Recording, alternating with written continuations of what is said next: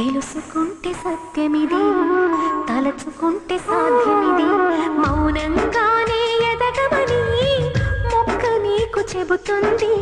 ఎదిగిన కొద్దీ ఒదగమని అర్థం